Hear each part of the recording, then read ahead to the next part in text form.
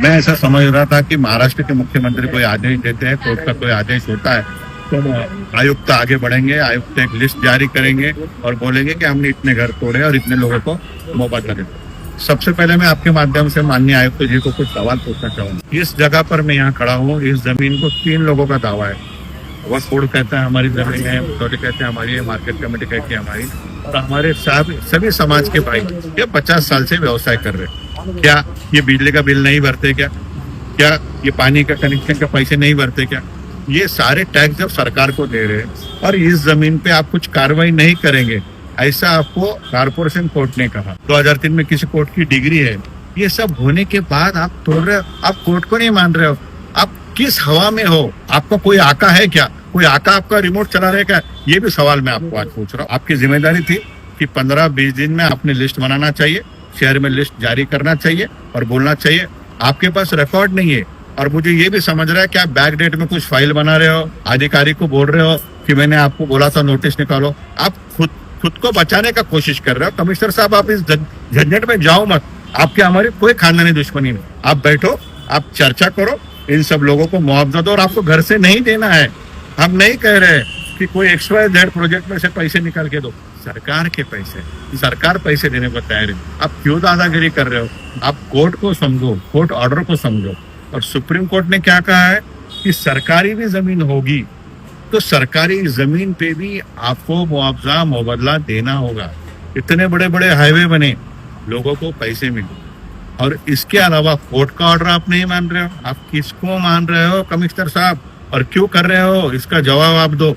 और दूसरी एक हरकत आप कर रहे हो, आपके पास लोग निवेदन लेके आ रहे, चिकल डाना के आ रहे, कहीं के आ रहे, आप उसको तू खामोश बैठ, तू बात नहीं करेगा, मैं तेरा घर गिरा दूंगा। भैया दादा हो क्या दाऊद इब्राहिम ने आपको बोला है कि आपके लोगों को घर तोड़ो? ये नहीं चलेगा।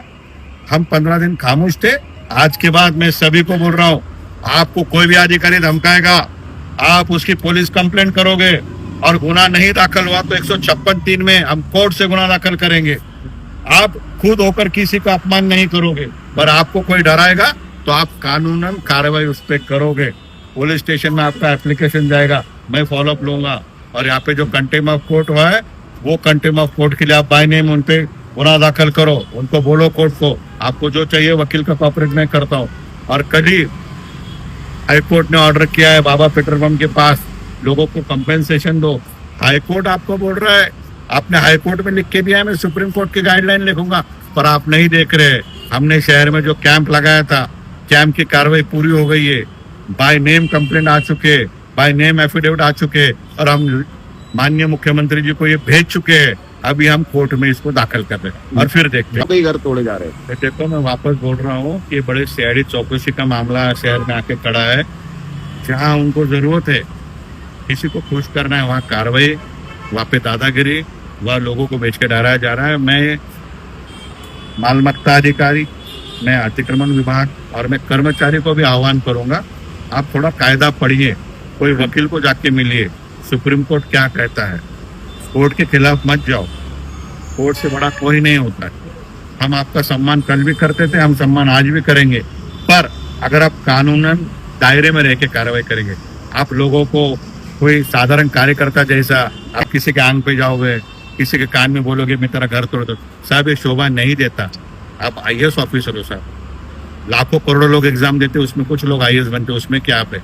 ऐसा मत करो। आप शहर को पानी नहीं पिला सके, सिर्फ भूमि पूजन उद्घाटन किया, आप फेल रहे साहब। आप पानी नहीं पिला सके मेरे शहर, और आप किस दादागिरी की बात कर रहे हो सर? यहाँ पर कोर्ट है, अच्छे अच्छे वकील है यहाँ पर। आप आराम से काम करो, डेवलपमेंट का काम करो।